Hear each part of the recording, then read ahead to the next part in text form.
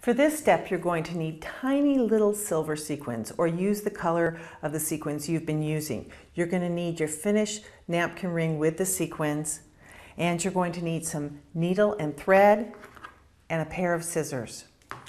So I want you to thread your needle and thread, take your sequins out, and we're going to add a line of embellishment on the top. So take your thread, needle and thread, and knot it at the end. Make sure you make a double or triple knot, and I like to double my thread for this, so I make it short. It's very, very secure.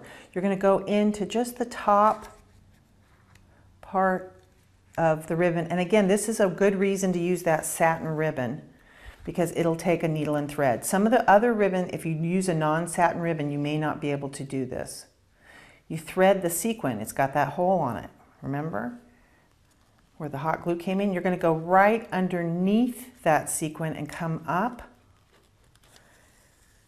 And that's going to hold the sequin. And you're going to do a line of these around the top. So pick up the sequin, and if you'll notice, there's two sides to the sequins. One side is kind of raised, and that's the side you want to put it in, and the other side is flat.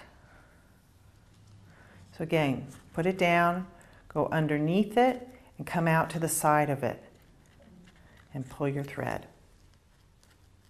So we've got all of the sequins on. I just want you to take your thread and make a knot, do it a couple times, cut it, and look how fabulous that is. It'll make any of your dinner parties special.